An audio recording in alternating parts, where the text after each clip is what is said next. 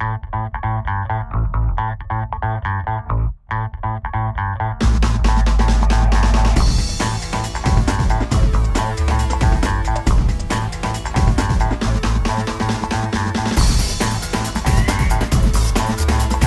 welcome back again here to Granbury TV. It's time for our weekly Fire Marshal report with Brian Fine. How are you doing? Doing good.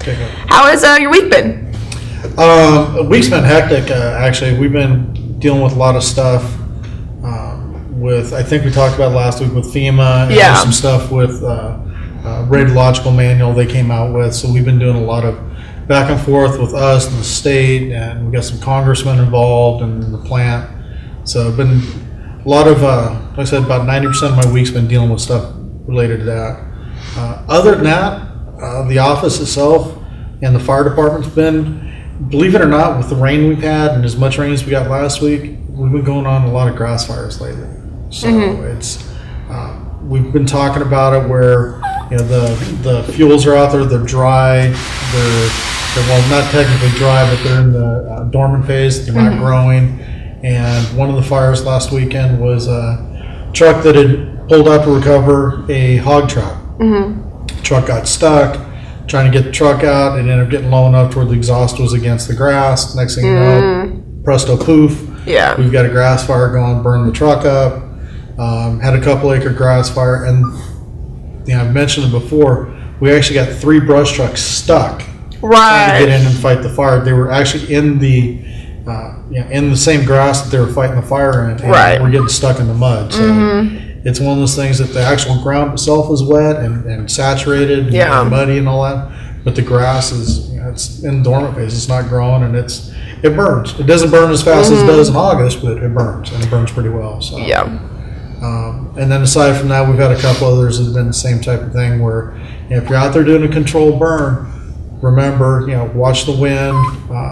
Watch your clearances too. Put it, 25, 50 feet away from anything else. We had one that individual lit off a cedar pile that was only probably about 15 feet away from a cedar line. Well, as soon as that, when they first lit it off and it flared up, next thing you know, the tree line's on fire. So. Goodness.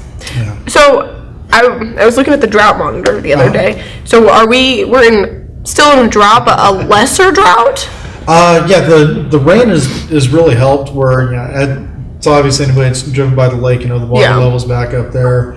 All the stock tanks are, filled back up. But when you look at the state as a whole and the region as a whole, we're still in really bad shape. Average rainfall's 32 inches or something like that for Hood County. We got 19. Wow. So, we're way behind. And that's where it's kind of a false sense of security, I guess you could say. The rain last week was great. It really helped out, but one of the reasons we had such a major runoff is we got too much rain too fast. If we would have that spread out over 4 or 5 days, it would have really done a lot. But we're also, like I said, in the time of year where the fuels, they're not growing. Yeah. So we're still very much in that drought. Yeah. And then, it's nice today. It looks like we might get some rain. You had said something about you guys are having a training on the 13th? Yes, we do it every year. It's a joint effort with us, the Emergency Management Office, National Weather Service, and then the Showbiz Cinema has always been real nice to host it. So the 13th, Monday the 13th, over at Showbiz Cinema, starting at 7 p.m. It's from 7 to 9. National Weather Service comes down. They do a Skywarn storm spotter class. And it's really neat. If anybody's interested in becoming a storm spotter and going out and doing the reports and giving them to either us at the county, going out and reporting back to us what they're seeing, or reporting to National Weather Service and all that stuff, we can definitely use the help. The other part of it is just coming out there and learning what the weather is. A lot of people have lived for years in Texas. And they see clouds that look really ominous and they're scared of them and all that. But then you go to this class, you find out, those clouds aren't the ones to worry about. Those clouds I've never really thought about are the ones to worry about. So, it's a great program. It's free. You come out, you get a little certificate saying that you've been through the training. The only thing we ask is, and Showbiz has always been nice and giving us the theater for free. stop by, buy a hot dog or popcorn or Yeah. something like that and support them. But yeah, it's a great program, and they've got some new photos and new videos for this year, so I'm looking forward to it. I've gone every year for the last 5 years, so and I still learn something new each time I go. And you said it's at 7? 7 to 9 p.m. Monday, February 13th at Showbiz Cinema. Awesome. Well, we'll have to put it on our calendar, definitely. Yes, please do. Yeah, it's like I said, it's really neat program. It sounds really interesting. It sounds really cool. I mean, just like you were saying that most people look at the clouds and are like, oh, those look bad, but then they turn out not to be. And Right. I'm definitely accused of doing that. Right. So I think it would be really cool personally to go to. So Yeah, it's interesting. Basically it's a really condensed weather class. But Right. It's, the way they do it in a manner to where you walk out of there and you're like, okay, that makes sense now. So, Yeah. and then they show some good video and footage and stuff of storms and tornadoes and stuff we've had in the area. So kind of gives you an idea of, you can actually see the stuff in motion and what's happening. And, awesome. it's really neat.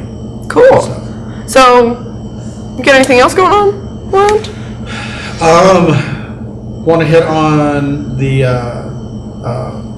kind of what the sheriff was talking about with the rain and all that. Oh, yeah. We're not supposed to be getting a lot of rain out of this, but who knows what the next storms are. And the state DPS and us and everybody you probably see it on TV, it's turn around, don't drown. Right.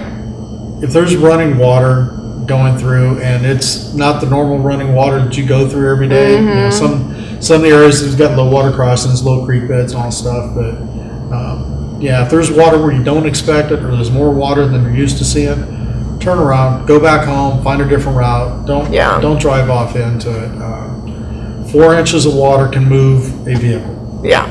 And we had a couple rescues last week. Nothing major. Everybody was okay.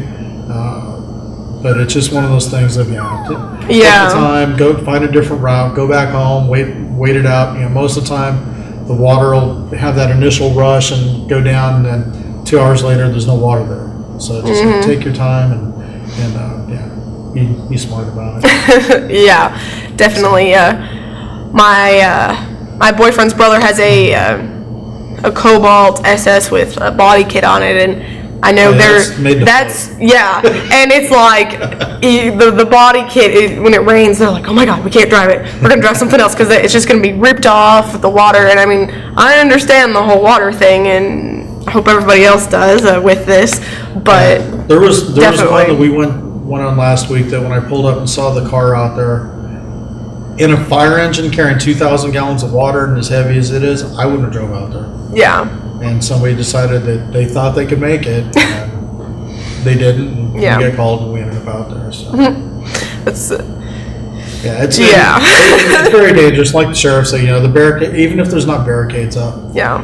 Most people, excuse me, if you've lived there any length of time, the areas that are going to flood. The first ones that'll flood, and I know from my house, I'll make a left turn and I'll go down, and if that's flooded, I know to go back, go to the right, and then if that's flooded, I got to go the long way around.